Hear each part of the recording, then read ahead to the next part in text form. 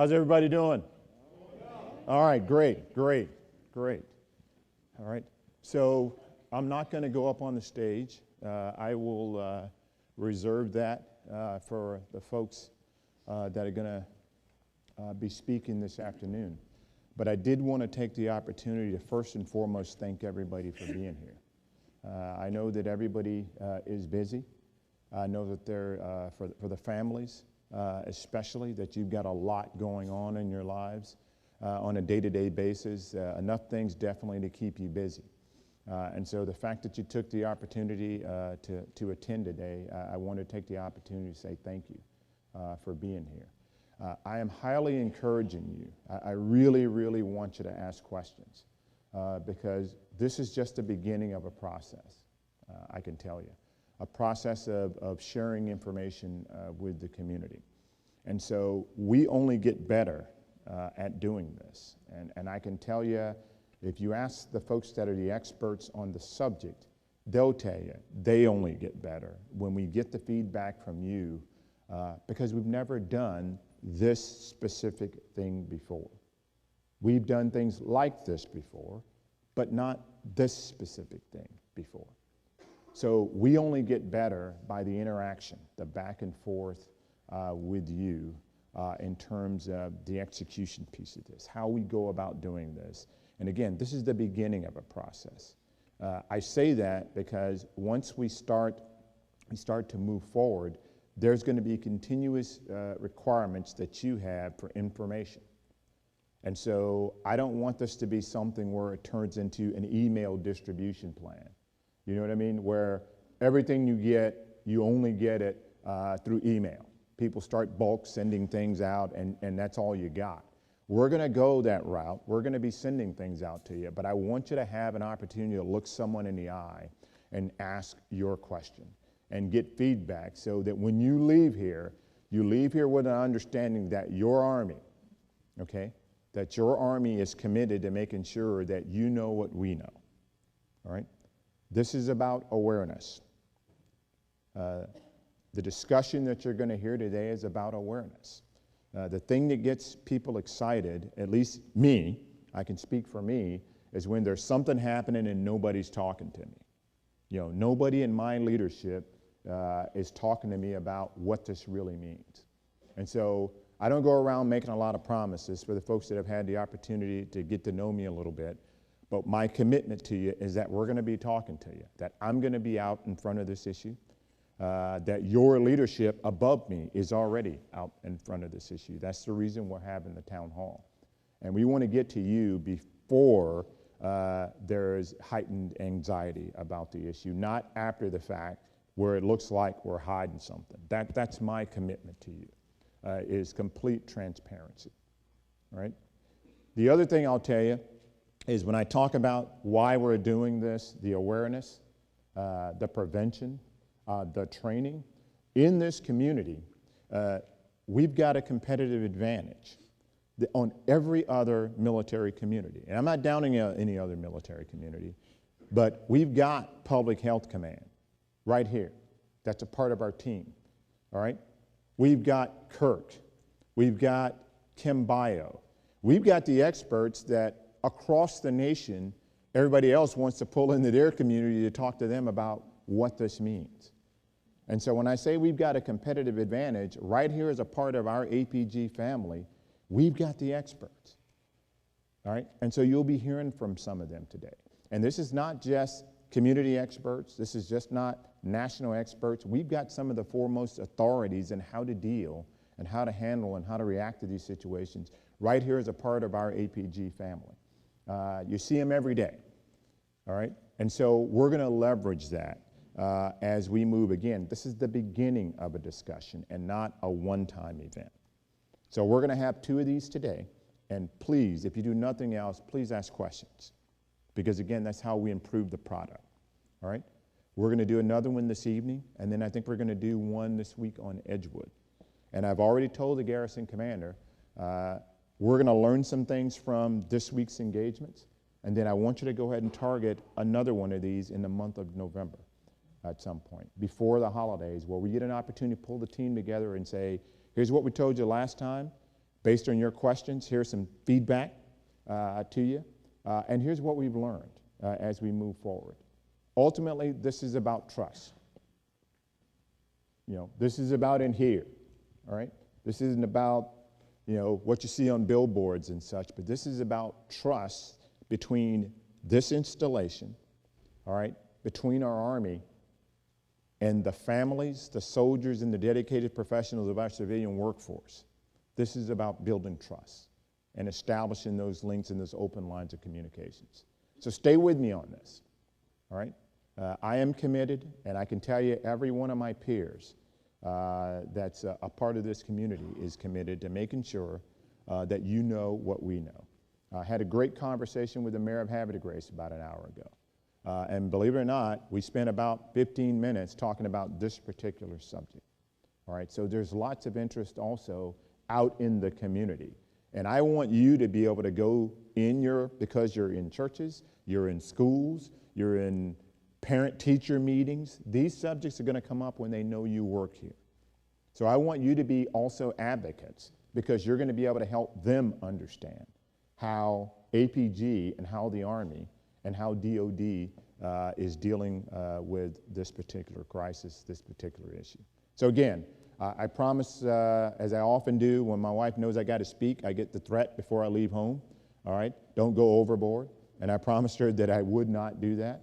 But I did want to take the opportunity to speak to you to once again say thank you from the heart for giving us your time today, and to highly encourage you to ask questions of our folks that are going to be here and going to be presenting. So thank you all very much for your time, and I look forward to hearing from you throughout the day today. Thank you.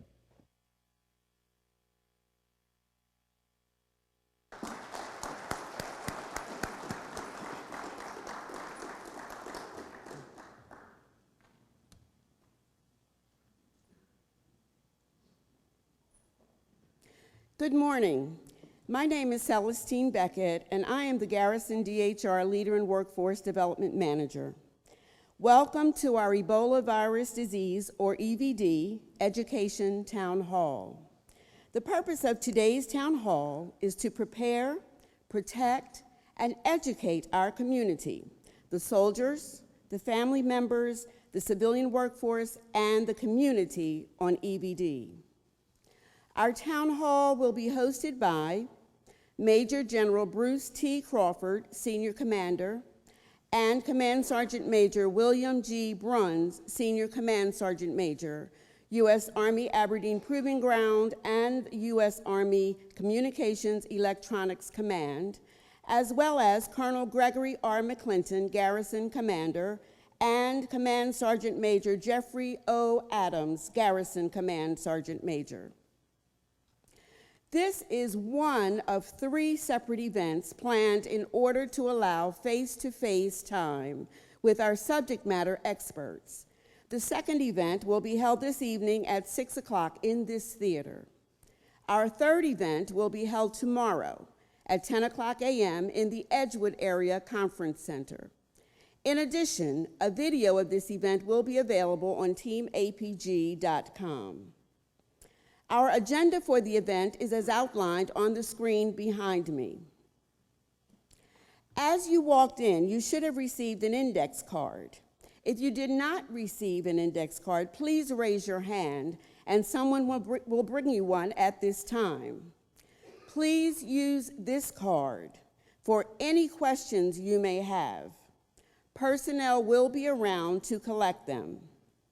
You will also have the opportunity to ask questions during the question and answer session. Your questions will be answered by our panel of subject matter experts. They are Dr. Barry Marks, MD, Chief, Primary Care, Kirk, U.S. Army Health Clinic. Colonel Stephen Servosky, MD, Director, Epidemiology and Disease Surveillance, U.S. Army Public Health Command. Dr. Calvin Chu, PhD, Deputy Division Chief for Biosciences, Edgewood Chemical Biological Center. And Mr. Michael Slayman, Assistant Chief, Emergency Medical Services, Directorate of Emergency Services. At this time, we welcome Captain Joanna Moore, Kirk U.S. Army Health Clinic. Thank you. Good morning. My name is Captain Moore, and I'm the Chief of Preventive Medicine at Kirk United States Health Clinic, Army Health Clinic. Thank you for attending today's Ebola Townhall meeting. Knowing your risk, learning how to protect yourself and your loved ones against infectious diseases, and caring about the welfare of APG soldiers deploying to West Africa in support of Operation United Assistance shows a true commitment to your health and a compassion for your community. As you all know, there is an unprecedented outbreak of the Ebola virus disease in West Africa, which is most prevalent in the countries of Liberia, Sierra Leone, and Guinea. There have also been confirmed imported cases in Nigeria, Senegal, Mali, Spain, and of course, the United States. Several other countries have individuals being monitored for this disease as well, although most do not have any confirmed cases.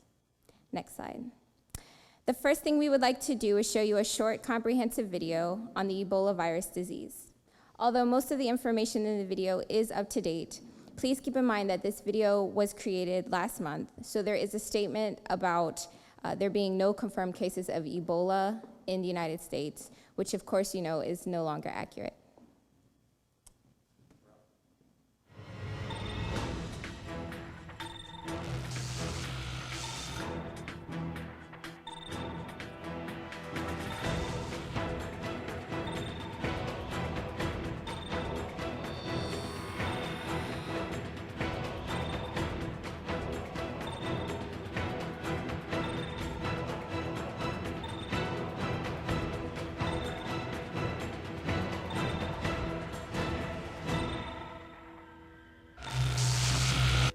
Ebola virus disease, or EVD, is a preventable but often fatal viral disease. As of September 2014, a large EVD outbreak was centered in 4 countries in West Africa: Liberia,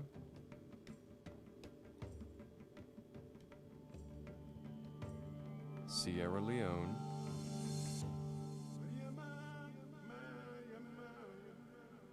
Guinea,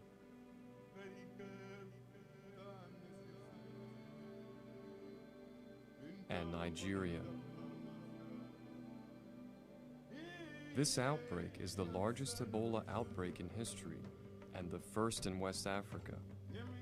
EVD poses no substantial risk to the U.S. general population, and as of September 2014, there have been no Ebola cases acquired or transmitted outside of Africa. A few U.S. healthcare workers have contracted EVD while treating patients in West Africa. The United States Centers for Disease Control and Prevention, or CDC, is working with other U.S. government agencies, the World Health Organization, and other domestic and foreign partners in an international response to the outbreak. CDC has activated its Emergency Operations Center to help coordinate technical assistance and control activities with partners. Several teams of public health experts have been deployed to the West African region, and there are plans to send additional public health experts to the affected countries to expand current response activities. But disease control efforts there have been difficult due to the lack of sufficient health care and resources, poor living conditions, misinformation, and local traditions, along with avoidance of healthcare due to mistrust. Ebola virus disease is caused by infection with Ebola virus, which was first discovered in 1976 in what is now the Democratic Republic of the Congo. Outbreaks have appeared occasionally in the years since. The natural source of Ebola viruses remains unknown. However, researchers believe that the virus comes from animals, with bats being the most likely origin. Yet researchers can only make an educated guess that the first patient became sick through contact with an infected animal. After the first human illness from an infected bat or other wild animal, human-to-human spread begins.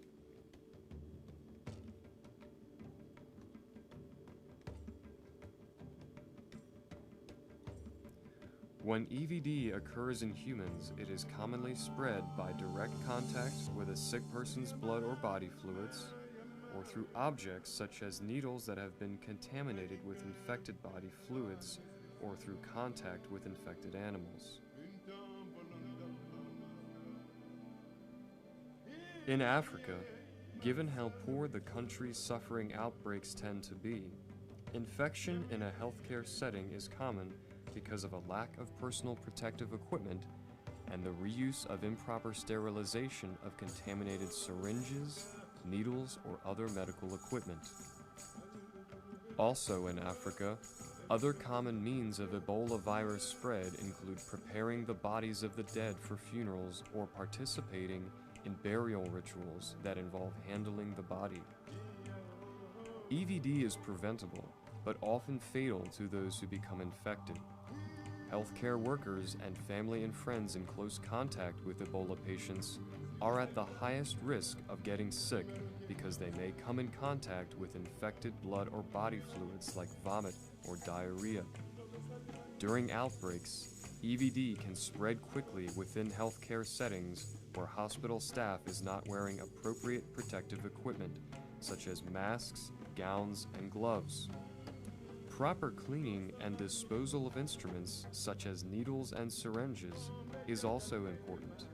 If instruments are not disposable, they must be sterilized before being used again. Without adequate sterilization of the instruments, virus transmission can continue and quickly speed up an outbreak. Only people with EVD symptoms or people who have died from EVD can transmit the disease. Diagnosing EVD in an individual who has been infected for only a few days is difficult because the early symptoms, such as fever, headache, and weakness, are not specific to EVD and are often seen in patients with more commonly occurring diseases, such as malaria or influenza. However, if a person shows early symptoms and there is reason to believe that EVD is possible, the patient should be isolated and public health professionals notified. The patient can then be tested to confirm infection. EVD symptoms include fever, weakness, loss of appetite, vomiting, diarrhea, headache, and stomach pain. Rash, red eyes, and bleeding are only seen in rare cases. EVD does not spread through water, food, insect bites, or by air, but only by coming into direct contact with infected body fluids or contaminated objects. There is no FDA-approved vaccine or specific treatment for EVD. Therefore, it is important to take steps to prevent Ebola. There are actions you can take to protect yourself. If you must travel to an area with known Ebola cases, make sure to practice careful hygiene. Wash your hands with soap and water at every opportunity. Carry and use alcohol-based hand sanitizers when soap and water are not available. Avoid contact with blood and body fluids. Do not handle items that may have come in contact with an infected person's blood or body fluids. Avoid funeral or burial rituals that require handling the body of someone who has died from Ebola. Avoid contact with bats and non-human primates, such as monkeys, or blood, fluids, and raw meat prepared from these animals. Avoid hospitals where Ebola patients are being treated. If you're traveling to an affected area to provide healthcare to Ebola patients, you should receive special training in standard, contact, and droplet infection control precautions and in the use of appropriate personal protective equipment. After your return, monitor your health for 21 days and seek medical care immediately if you develop fever or any other symptoms of Ebola. Tell the healthcare provider about your recent travel and your symptoms before you go in for treatment. Advance notice will help healthcare providers care for you and protect other people in the medical facility. Some patients who sought care soon after symptoms started have survived with only supportive care, such as balancing the patient's fluids and electrolytes and treating for any complicating infections. There are actions you can take to protect yourself if you are traveling to an area where Ebola transmission is occurring. In addition to Ebola-specific precautions, be sure you are adequately protected from more common diseases in the region, such as malaria. See a qualified healthcare provider to ensure you're fully prepared for all potential disease threats. The situation in Africa is rapidly changing and misinformation is abundant on social media and the internet. For accurate and reliable information about EVD, contact the U.S. Army Public Health Command, the U.S. Army Medical Research Institute of Infectious Diseases, the Centers for Disease Control and Prevention, or the World Health Organization. Be informed, be prepared, and stay healthy.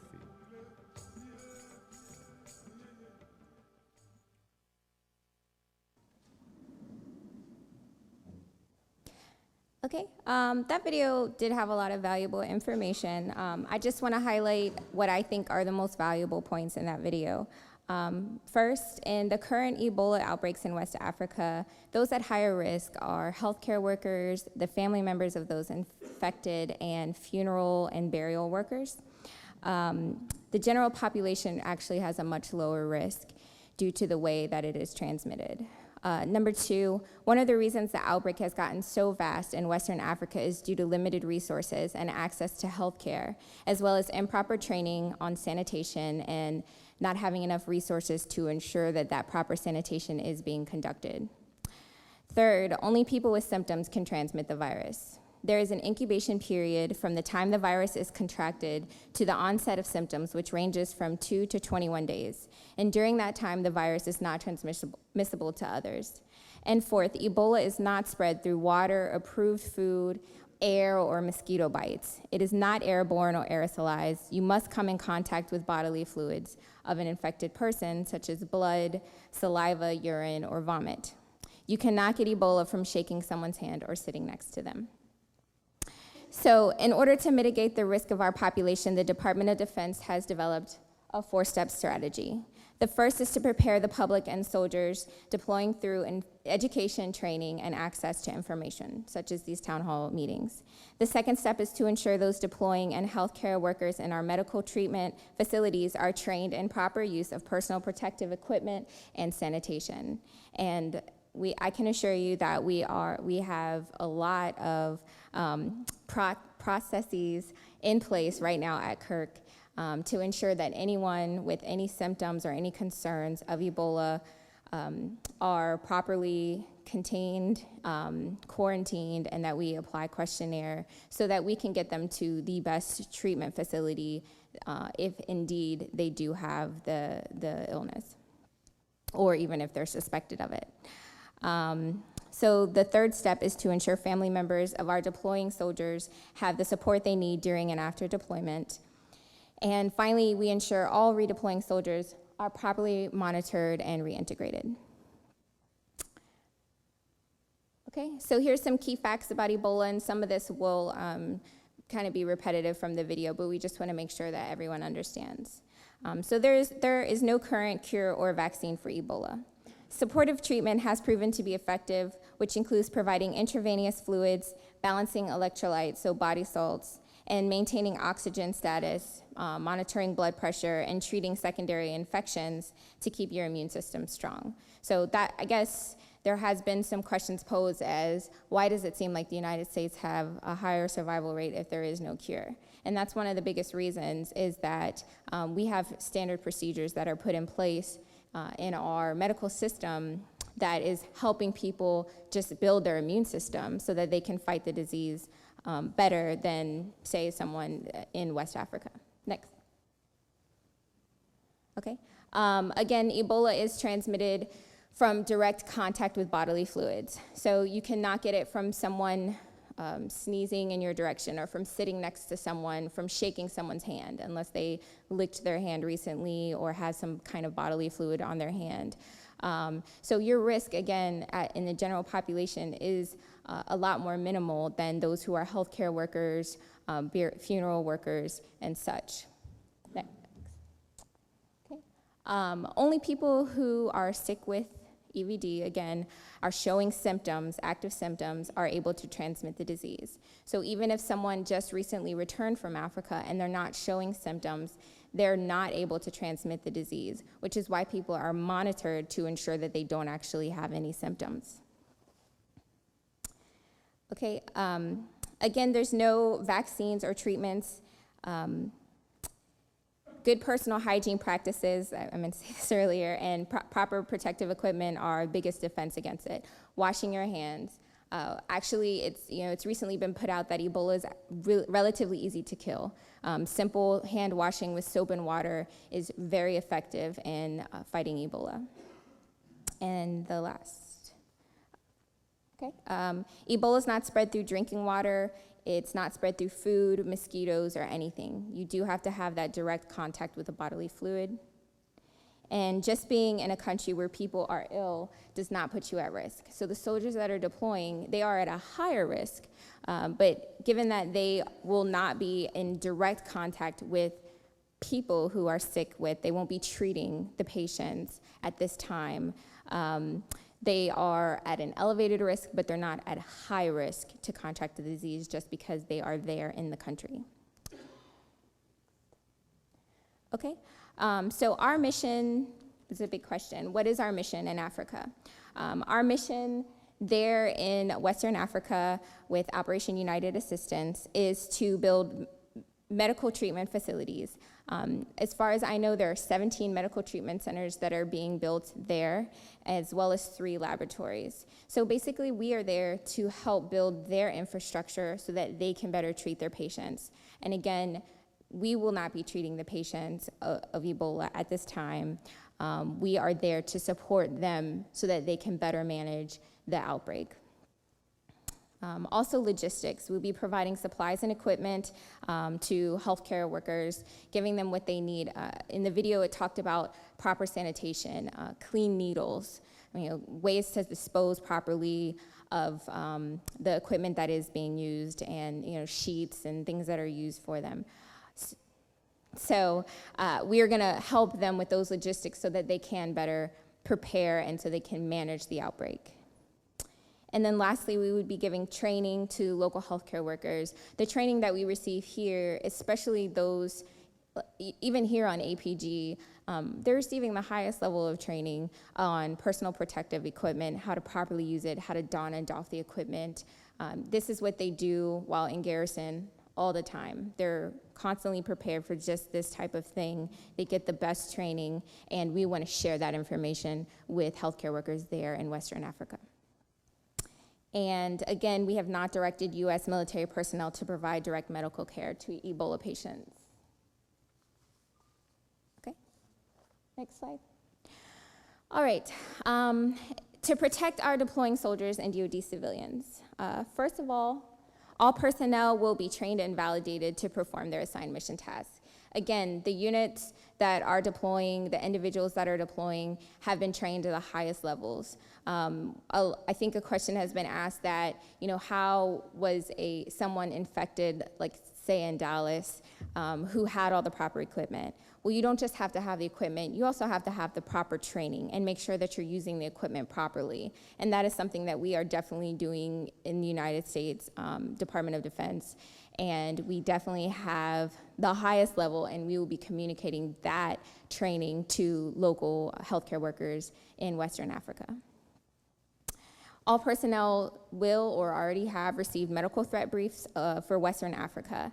So not only are they at an elevated risk for Ebola, but they're also at high risk for diseases like malaria, the common flu, even things we don't think about like rabies, sexually transmitted diseases, things like that. So they're getting training on all these things to protect themselves, not just against Ebola, but anything else that they may come in contact with while they're there deployed. And that is the standard protocol for all deployments, no matter where anyone's going.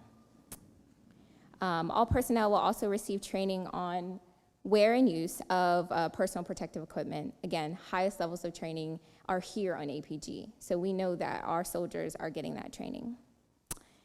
And pre-deployment health assessment. All soldiers came to Kirk, I was there, and they were actually getting all the vaccines that they needed before deploying to include yellow fever, and they have malaria prophylaxis,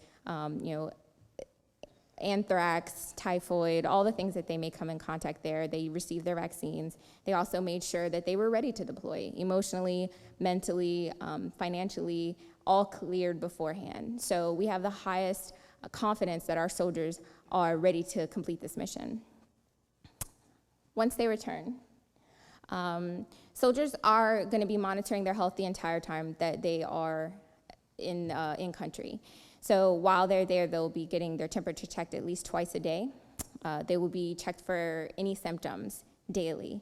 If anyone shows any symptoms of Ebola or any other illness, again, malaria is a high risk there as well, they will be isolated and they'll be monitored there in country to ensure that they are not exposing anyone else that is deployed in that unit to Ebola. If that were to be what they have, and even to flu. I mean, we don't want the rest of our soldiers to even have the flu.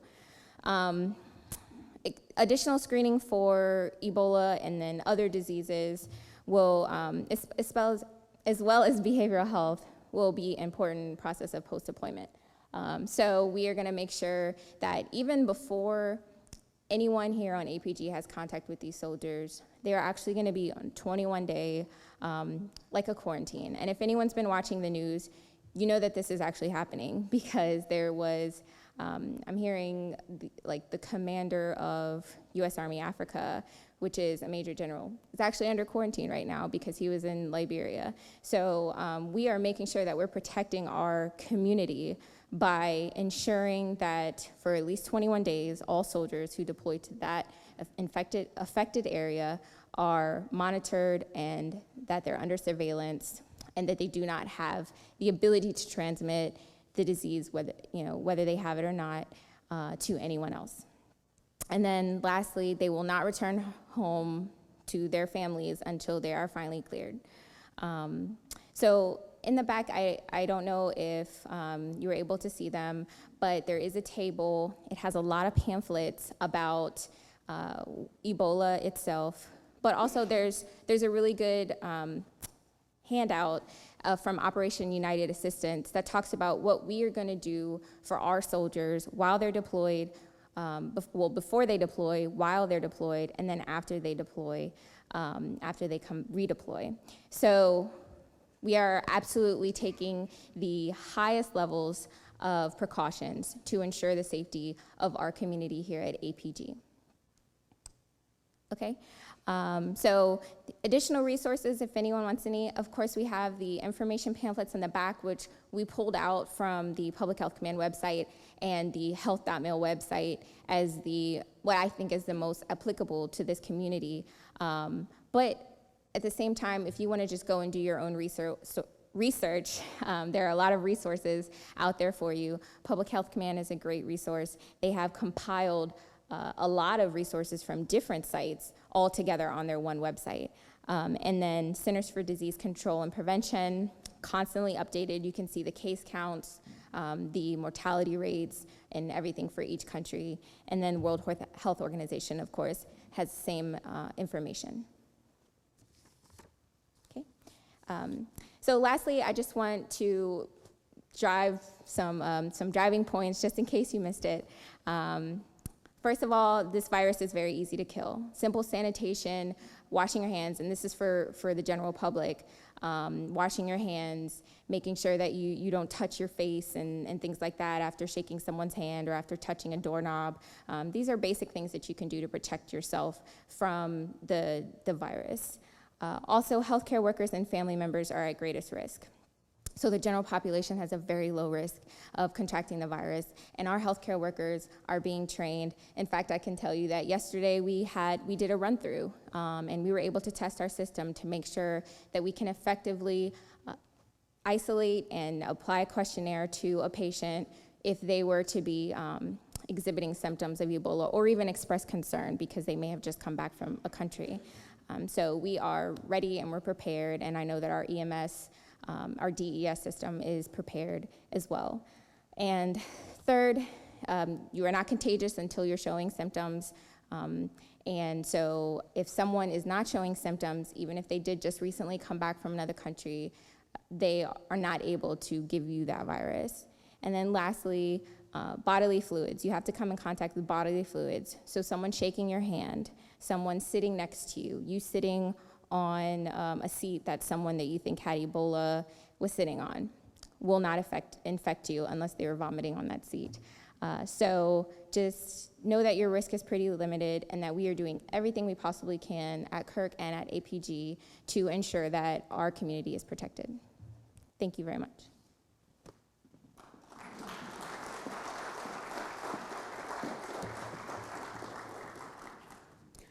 We would like to now collect the index cards with any questions that you may have.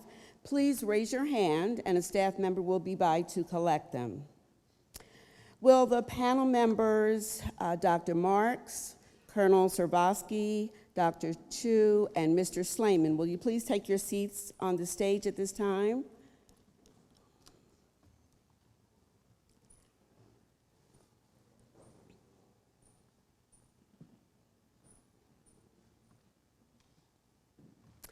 If you would like to ask a question, we do have someone going around with the mic. Please raise your hands and wait until a staff member comes to you with the microphone. This session is being videotaped, and we want everyone to hear your question as well as the subject matter experts.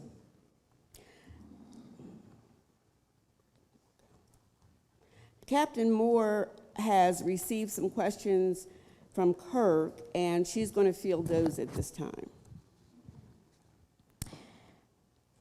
All right, the first question that we received prior to today is, why is the mortality rate in the United States lower than in African countries? We have a better advanced healthcare system here, but if there are no drugs to treat Ebola, what causes the discrepancy?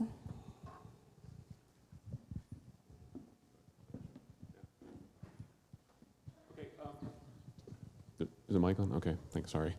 Yeah, I think you touched on that a little bit in the briefing, but the bottom line is the differences in the healthcare infrastructure and the quality of care provided. So the way the virus works is it basically causes your immune system to become ineffective, overreact and become ineffective.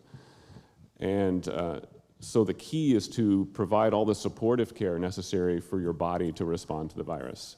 And the one thing we can do in this country really well that can't be done in West Africa is provide that support. And so, as was mentioned before, maintaining the electrolyte balance, maintaining blood pressure, maintaining things like kidney function, all those things that you would do to keep your body in a state such that it can fight the virus are just capabilities that aren't commonly available anyway in Western Africa. So a lot of it has to do with just the level of care that's able to be provided in this country. And I think it's evident by, as the question indicates, the survivability of those who have been infected and treated in the United States versus what we're seeing in West Africa.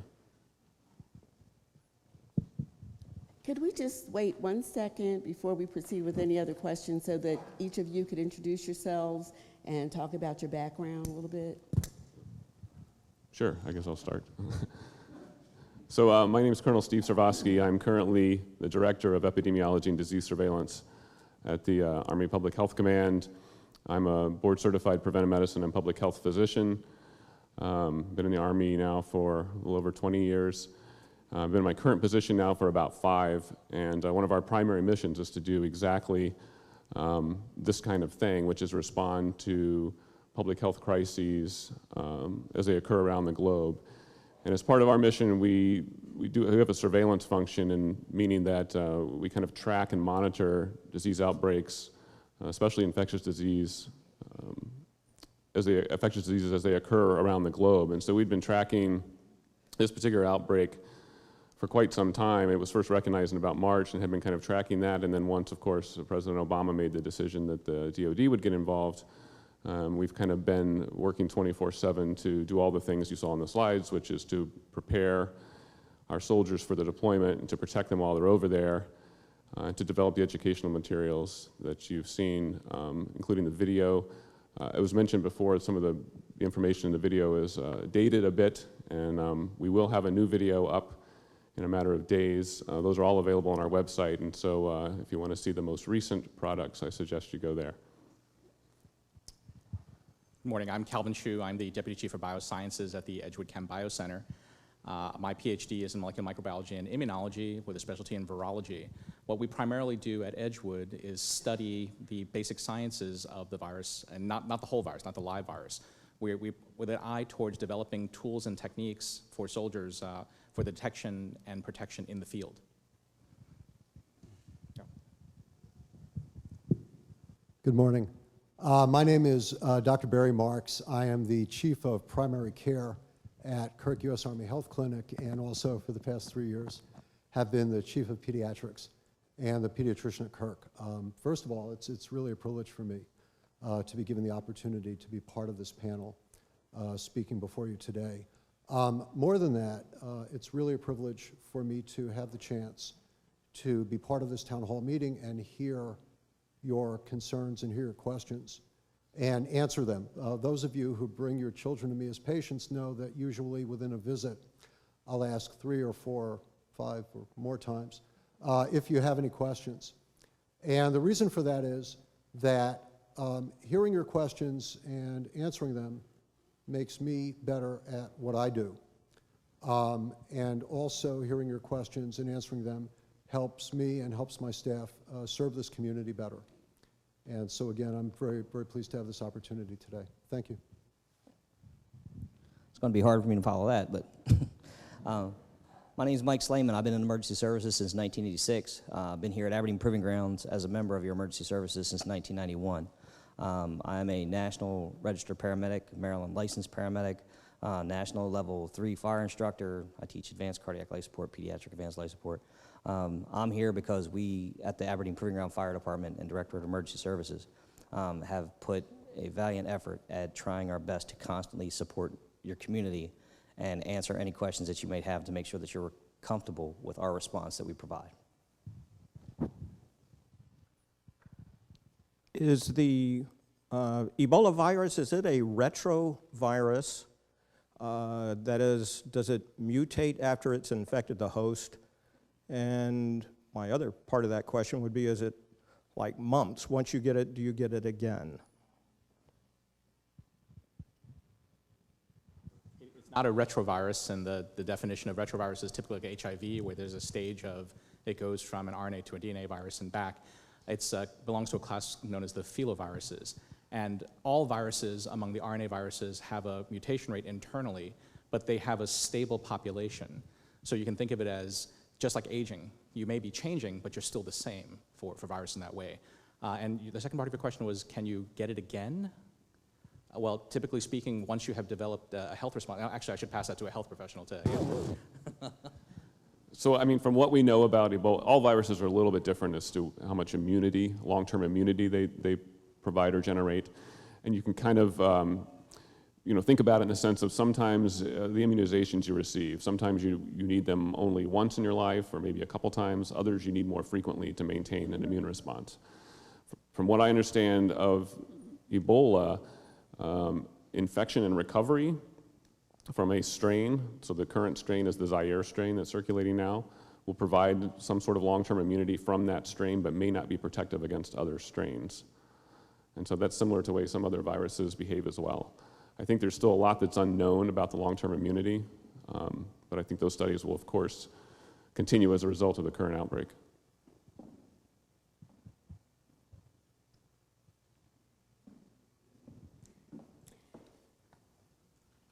If an outbreak does happen, say cases at APG, what happens next? I do not have a spleen, so does that mean I die?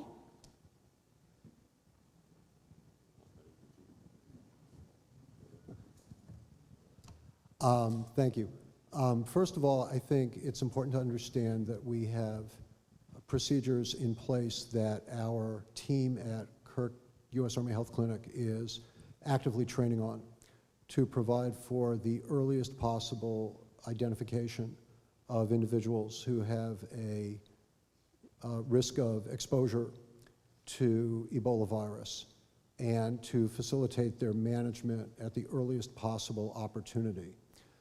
That includes people who initiate contact with us by telephone, but follows through every identifiable point of contact of that individual with the health facility. And in each instance, the goal is the earliest possible recognition of this patient, the appropriate isolation of this patient, and then facilitating their care. I don't know if that exactly answers the question. Obviously, the consequences of Ebola virus disease vary with the individual. We've learned that from our experience in Africa in contrast with the experience here in the United States. But clearly someone with other underlying health conditions would be at increased risk of more severe outcomes, just as we would expect with many other infectious disease processes. Any other comments? Yeah, just a quick comment on the kind of likelihood of an outbreak, not just in the US or here, but in any developed country. A good example just recently, if you look back to what happened in both Senegal and Nigeria, where they both had imported cases from the more affected countries and were able to successfully prevent outbreaks. It all comes down to exactly what Dr. Marks is talking about, which is early identification and what we call contact tracing, which is identifying everyone who may be at risk from having contact with that case, isolating them or quarantining them, and then treating them to prevent them from further spreading the virus. If you think of it as drawing concentric circles around an infected case, and you're able to prevent that virus from continuing to spread in the population. And so that's kind of basic core public health. And it was done in a large city in Nigeria, an underdeveloped country, successfully. It's been done successfully in surrounding the cases that have appeared in the US. And so it would be highly unlikely that any sort of outbreak on the scale we're seeing in West Africa would occur here or in any other country that has a fully developed public health infrastructure. How can I tell the difference between the flu and Ebola? That's a wonderful question, particularly given the time of the year and the fact that we are in the traditional cold and flu season.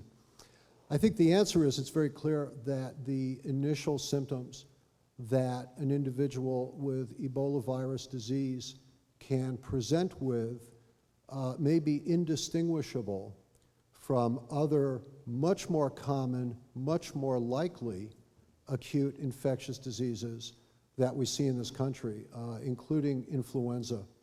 I think that the key distinguishing element is contact. That is to say that the people who are at risk of acquiring Ebola virus disease are those individuals who have had direct contact with infected blood or bodily fluids from someone who is sick with Ebola virus disease or through handling the remains of someone who has died from Ebola virus disease. And so that is really the most critical distinguishing element to determine whether the symptoms that someone is experiencing in this country are more likely to be influenza or some other respiratory virus or some other gastrointestinal virus, as opposed to Ebola virus disease. Yes, and so a wonderful added point, which is one more reason why everyone who can get the flu vaccine should get the flu vaccine.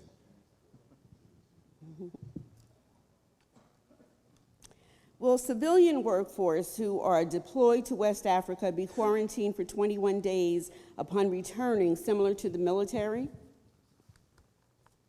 This will be a pretty quick answer because I don't believe that decision's been made yet. So right now, the current policy for service members returning is the result of in my understanding right now, at least as of this morning, a verbal order that was given by our Chief of Staff of the Army. There have been no written orders put out yet, and they're still undergoing review to determine exactly what should be done or can be done with deployed civilians and contractors. So it's a little more complex. There's also discussions ongoing this week at the highest levels of the government about the Army's current policy, vice those of the other services and the rest of the U.S. government. And so there still could be some changes to that, but that's still a developing situation. Yeah, I'll take a piece of that. I don't know if I'm on here. But I can assure you, as your commanding general and as a taxpayer, all right, because I'm also concerned about this, that your leadership is not going to allow our civilians who are standing side by side with our soldiers, because as you all well know, there's nothing that our soldiers can do without the civilian support structure, and in most cases, in a lot of cases, the civilian expertise, that we are not going to put our civilian workforce at any more risk, at any greater risk than we are our soldiers. And so although final decisions on things haven't been made, I can tell you that the expectation is that we will never do anything to put our civilian workforce at any greater risk than we do our soldiers. This truly is one team. We've operated like that for many years, and I see no reason why we're not going to continue to operate like that. And so again, that's a great question. And I figured that given the population here and what we've been doing here at APG and how we've been operating, that question would come up. And so let's continue to ask that question, all right? But again, a part of the reason I'm addressing that, because that's a part of my responsibility as your commanding general, to make sure that that question goes up and that we get an answer to it and that we're able to come back to you. Again, this is the beginning of a dialogue and not the end. And so, as it's been mentioned, this is the type of question that makes us better at what we're doing. So thank you very much. I don't know who came up with that question, but that's a great question. Thank you. Will any samples of EVD be brought to APG?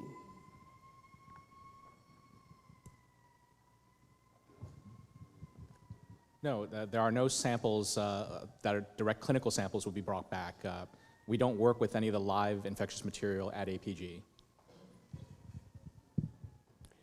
What percentage of population constitutes an epidemic? So the definition of an epidemic, there is no defined percentage of a population affected. An epidemic is just the occurrence of a disease above what is normal for that population. So anything above what would be the normal baseline then can be described as an epidemic.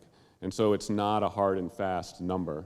It's just something that it's a little more of a softer call, if you will. But that's a word that's being used to describe certainly this case, because it's obviously something that's not normally seen there. But in the other cases, again, it's more just of an increase of over what we would expect to observe in a given population. And we'll take a question from the audience at this time. I have a couple questions. The first question is, our soldiers and civilians, upon returning, you've mentioned several times that they're going to be monitored and or quarantined for up to 21 days. Where will this be happening? In this area, in one of the zones in the United States for returning people from the affected areas? Will they be quarantined in the country prior to coming here?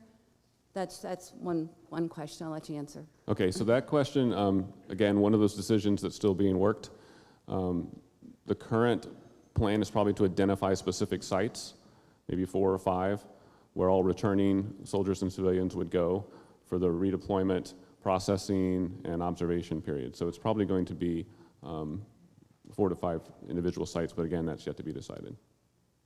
And the other question I have is why 21 days? What is special about 21 days? So 21 days is the outside limit of the incubation period of the virus. So from the time, if you were to become infected with the virus, you can start to develop symptoms anywhere between 2 and 21 days. So that's kind of the range. Most people will develop symptoms in the 8 to 10 day range. So what we do is we take the outside limit of that period to determine the length of time you will be observed. And once you get past that outside limit, then you are unlikely, if at all, able to develop symptoms and have the disease. So that's where the 21 days comes from. Okay, this was a pre-submitted question. Is it true that Ebola virus can be transmitted sexually long after a person who has been cured or is asymptomatic? So theoretically, the answer might be yes. It has been isolated in semen for up to 3 months post-infection. However, there's never been a recorded case of transmission from sexual intercourse. So although the virus can be found in the semen of recovered Ebola patients, there's never been a case of sexually transmitted Ebola. So that's where the kind of the virology gets tricky, I think, is because just because you can find virus some places doesn't mean it's necessarily infectious or transmissible. Well, I would say that it's also the determination of what kind of tests we're doing. Frequently, for example, if we're doing an environmental test, you can frequently find the DNA or the nucleic acid of something, but that doesn't mean that it's infectious and live. And so it depends on the kind of test that's being used. My organization collects specimens for urinalyses, drug screens. With the unit deploying to the area, what is our plan to ensure safety of employees who handle hazardous waste materials? Well, I don't know that anyone who's handling urine specimens from asymptomatic, so people without symptoms coming back is at any increased risk. There is no risk. These aren't hazardous materials, if you will. If a person is ill with Ebola, their urine and other body fluids are treated as hazardous waste, regulated medical waste, we call it, and there are protocols in place to handle that by the healthcare providers. Once a person is free of disease, or if they never get the disease in the first place, then none of their fluids are infectious and there's no additional precautions needed. How many strains are there of the Ebola virus?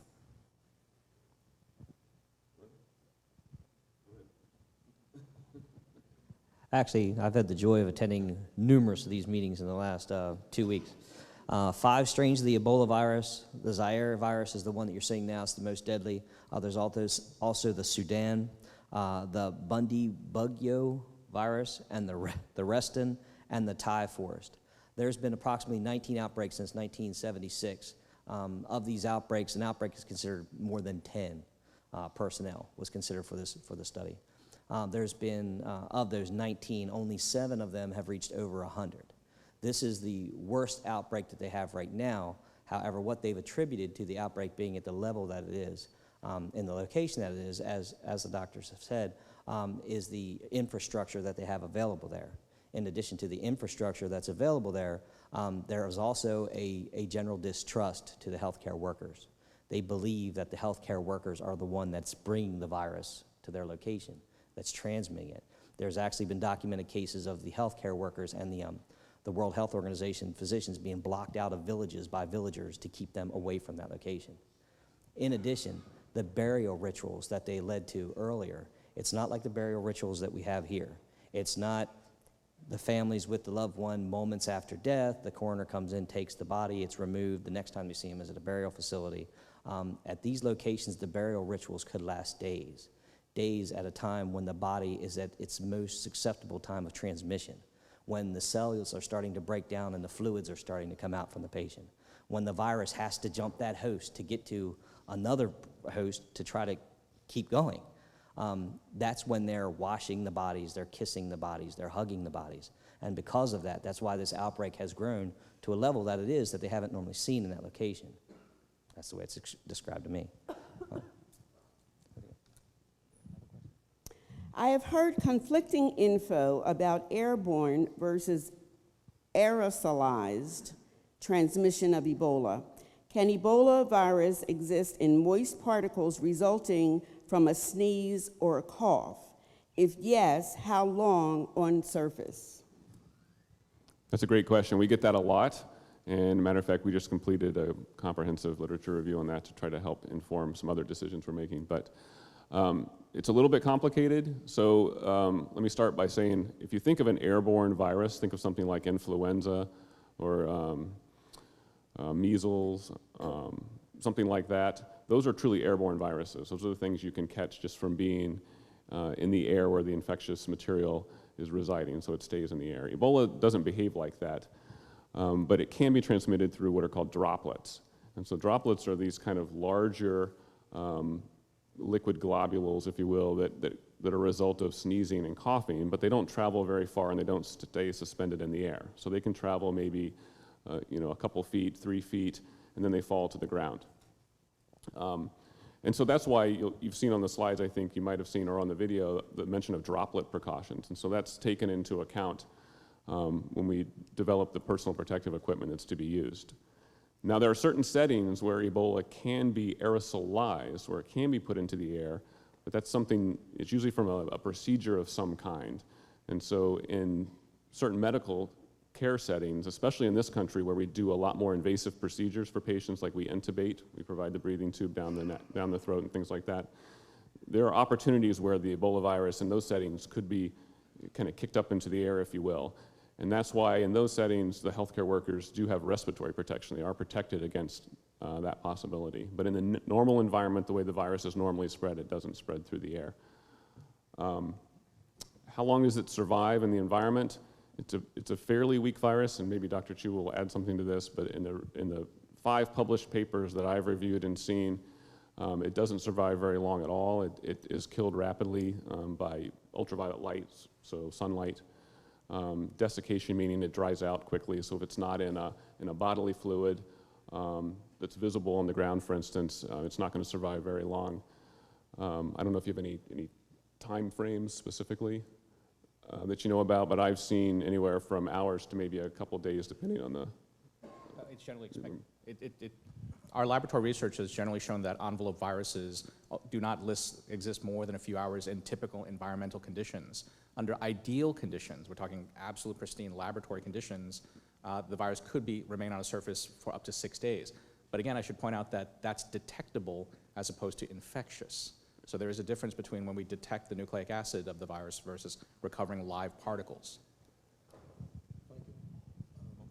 Just to add on very quickly, so the World Health Organization and the CDC, both based upon what's understood about the transmissibility of the virus, set a distance of 1 meter or 3 feet as the definition of close contact. And as well, the virus is shown to be very susceptible to the sorts of disinfectants that are commonly used in healthcare settings, and particularly those that are EPA registered as being effective against the so-called non-envelope viruses, which are actually hardier than the Ebola virus is. How many times can personal protective equipment be worn when used in an affected area, or does the equipment have to be burned?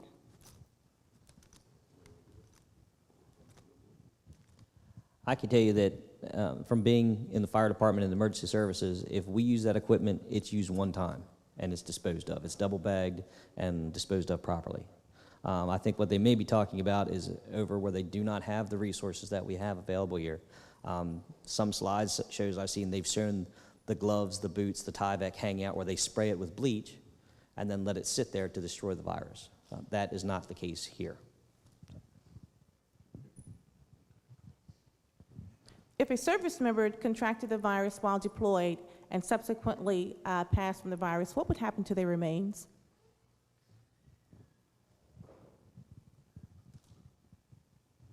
I'm not a mortuary affairs expert, but there are protocols in place that are currently in use in West Africa and that would be employed here or elsewhere for handling remains from Ebola, and they include things like the way the body is disinfected, the number of bags that the body is put into with disinfection occurring at each stage of that process. I believe the current protocol is to triple bag.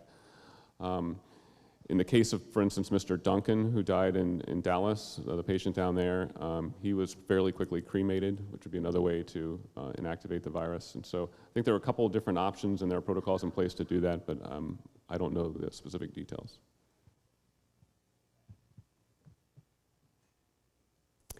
Will soldiers returning from Africa be authorized to use the gym?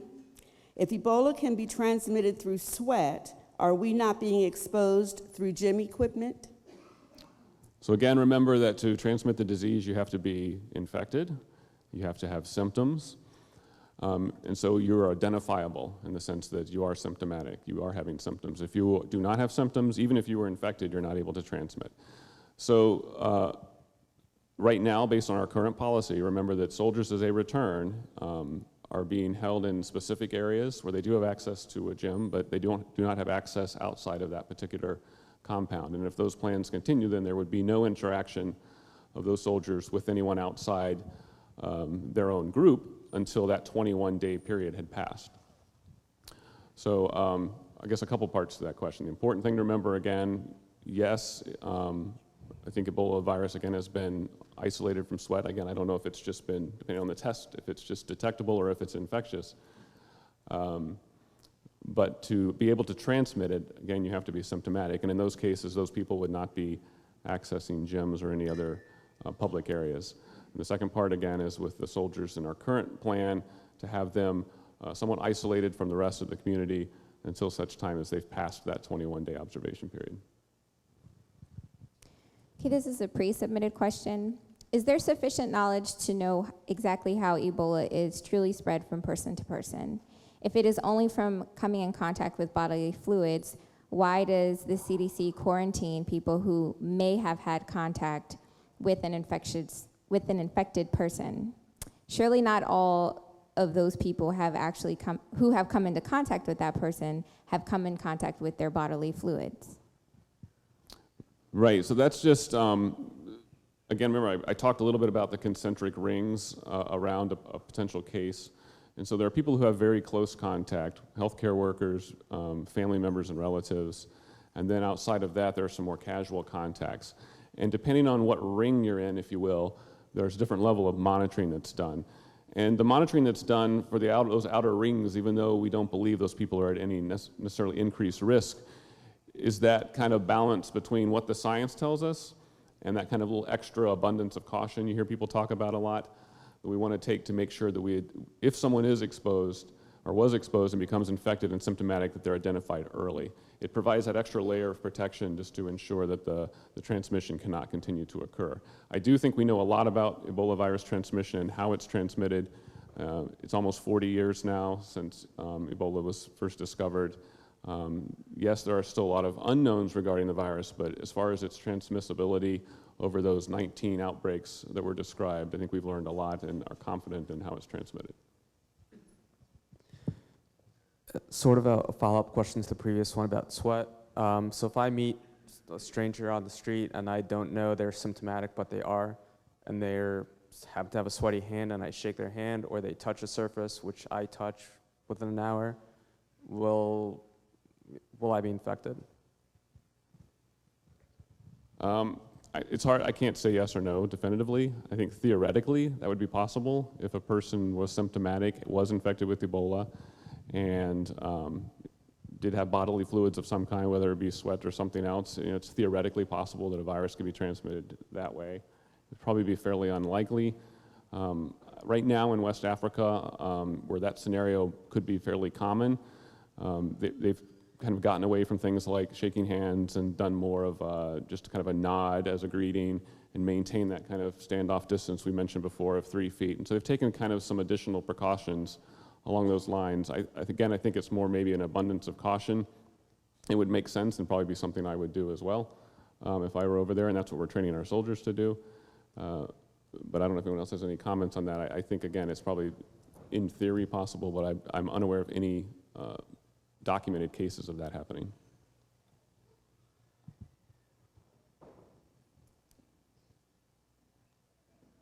Will APG comply with Maryland government requirements for Ebola? And what are the state requirements?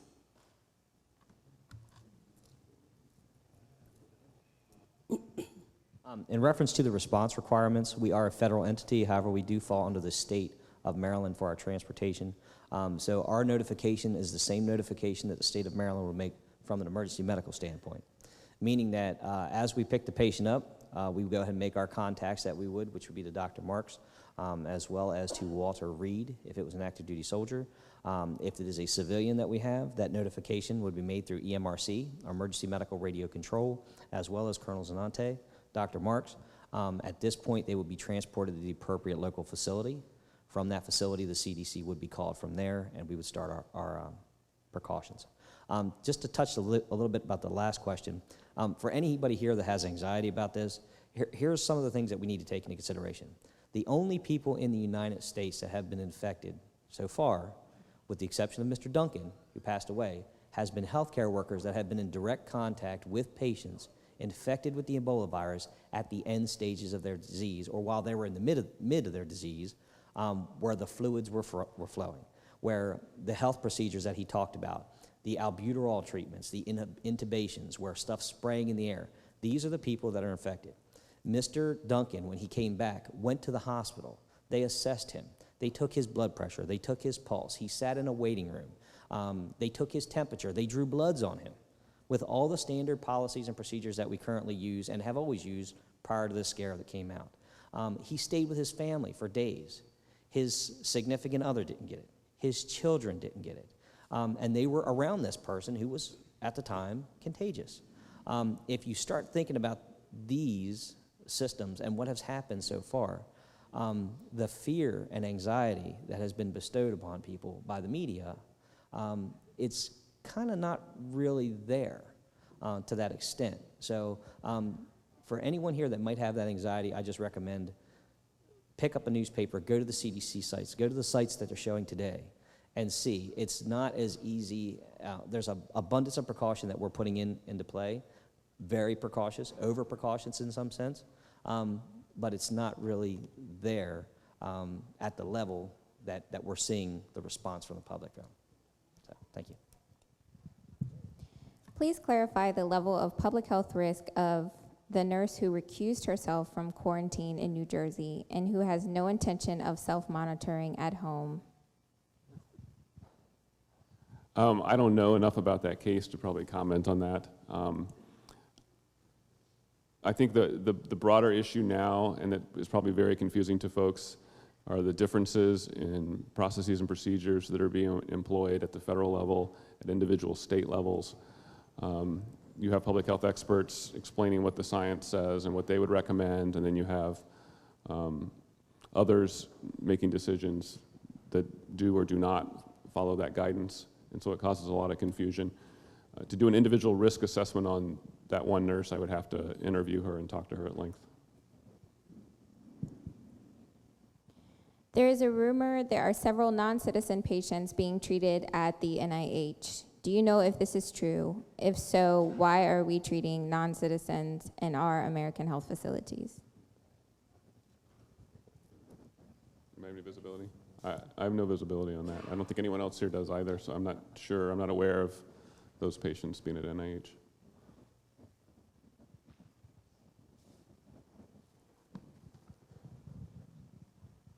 What is the status of vaccine development? There are several candidate vaccines that are being developed by the private sector. There are a couple of experimental vaccines that have been developed by the medical command, primarily over at USAMRIID. The difficulty in the development of vaccine has been in making sure there's safety and then testing, because that has to be done at the highest levels of containment at BSL-4, which we don't have here. Since there are limited facilities for that, the testing has been slower. Actually, this outbreak is helping to accelerate the testing of the vaccines.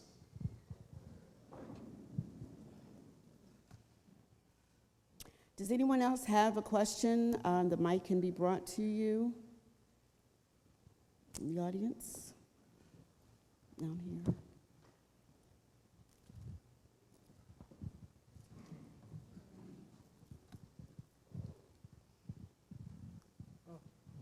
Hello, I went to the CDC website and I was a little confused about the possibility of certain foods being transmittable.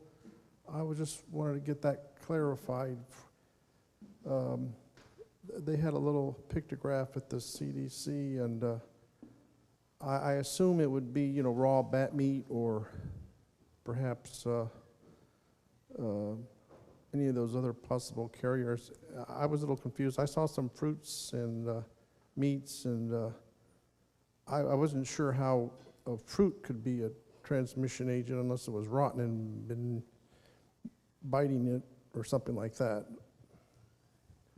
No, I'm not aware either of any transmission other than through what's called bush meat, which is the wild game meat that is sometimes consumed. Matter of fact, the first case in the current outbreak, which the believed to be first case, which was a 2-year-old back in December of 2013, is believed to have acquired the virus from eating the fruit bat. And maybe that's part of the confusion. The bat is the fruit bat.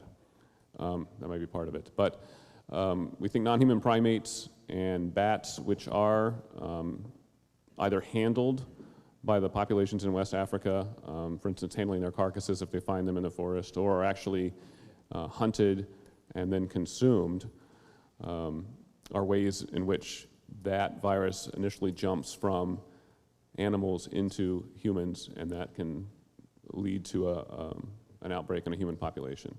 So I don't know if that makes sense. It's pretty much limited to, again, those meats from those animals that are located in the forests of Africa, and I'm not aware of any transmission from fruits and vegetables or other food sources. Okay, we'd like to give the panel an opportunity to give any closing comments at this time. I'm sorry, another question. Can the virus be absorbed through skin? There has never been any evidence that it can be absorbed through intact skin. It typically has to go in through cuts and fissures directly into the bloodstream for it to spread. One more. Will being exposed to the current virus and receiving treatment and building up antibodies protect you against the other 4 that are going around? Yeah. The current understanding, as I'm aware, is that the immunity that's developed to Ebola is strain specific, and so you would develop immunity from a reinfection with the Zaire strain, the current strain being circulated, but you are not necessarily protected from the others.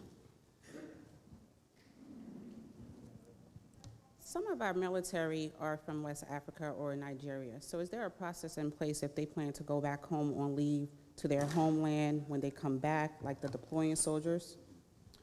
Right, so first of all, there are travel restrictions in place for those individuals who want to travel to those affected countries. I'm not quite sure if it's an all-out ban at this point or if there's just an approval process at a high level that has to occur. But a similar scenario is what happens when one of our deployed soldiers has to come back on emergency leave, for instance. What do we do? So on a case-by-case basis, it's going to be very similar to what you're seeing now with medical workers who return, in the sense that there will be individual case-by-case risk assessment and monitoring of that individual for that 21-day period. And so actually those cases are fairly straightforward and easy to handle because they're individual. It becomes more complicated when you're dealing with a large group of people like a redeploying unit where people may have had varying levels of potential exposure. And so there are processes in place to deal with those. Another follow-up to a previous question about intact skin.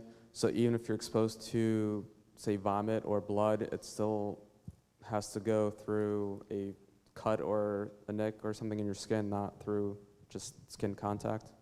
Yeah, the skin is designed as your main barrier of protection against all microbes in that sense. So intact skin is a very good protective barrier.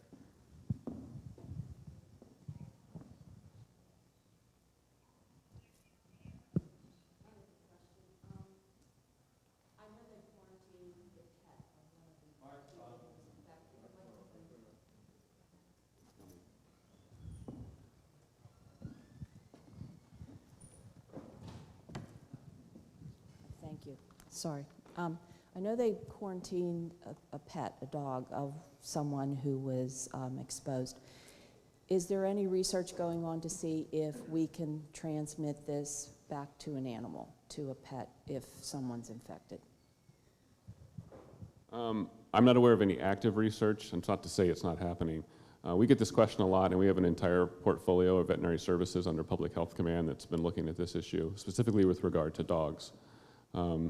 There was some data from a while back looking at whether some animals could become infected with the virus and then not show symptoms and somehow be carriers or transmit the disease and this sort of thing. I think the science is still, unless someone else knows more, pretty unclear. And so you'll remember there was the one nurse in Spain, and the government decided to euthanize that animal. There have been other cases where the dogs have been put into a quarantine to see if they, I guess, develop symptoms. Again, I don't know that that's based on really on any science, because I'm not sure we know exactly how the virus behaves in dogs and whether they could still transmit without symptoms, unless you guys know from the research side. Well, I'd say that in general, our experience with all viruses is that they are host restricted. So there is no virus that is a pan-mammalian, like it can affect every kind of red-blooded animal, that kind of thing. They tend to be specific for the niche in which they live. So take, for example, if we believe that bats are the source of it as a different kind of creature, there are some other mammals who may be susceptible, but not all would be. And so it's highly unlikely that pets would necessarily be susceptible. When we do research, the research has primarily been done in non-human primates, so monkeys that are more closely related to humans in that sense. However, I'm told I have to get a flu shot for my dog before he can be kenneled. So they now give flu shots to dogs.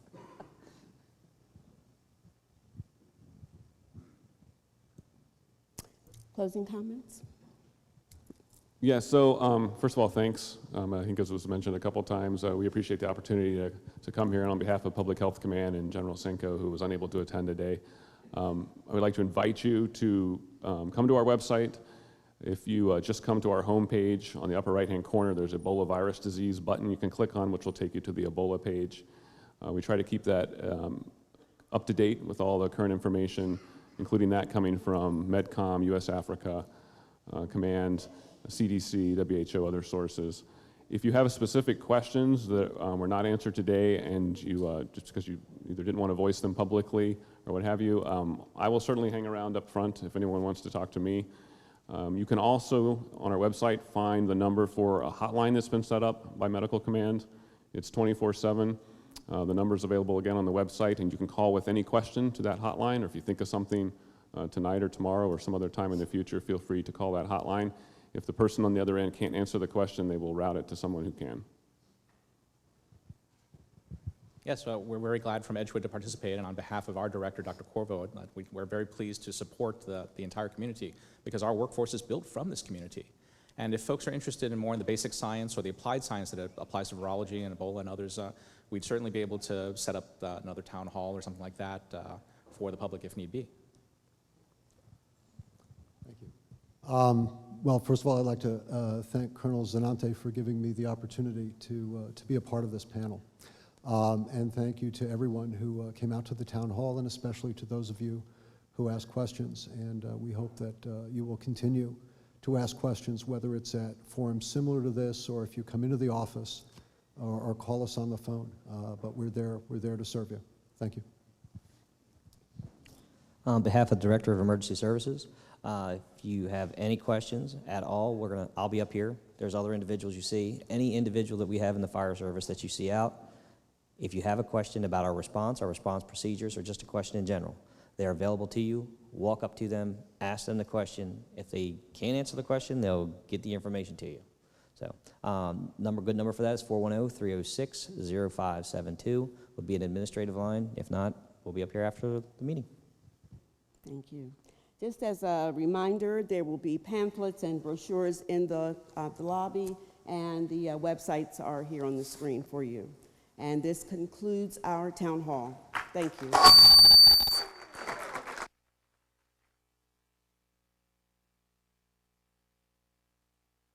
Let's go ahead and give the panel members another round of applause.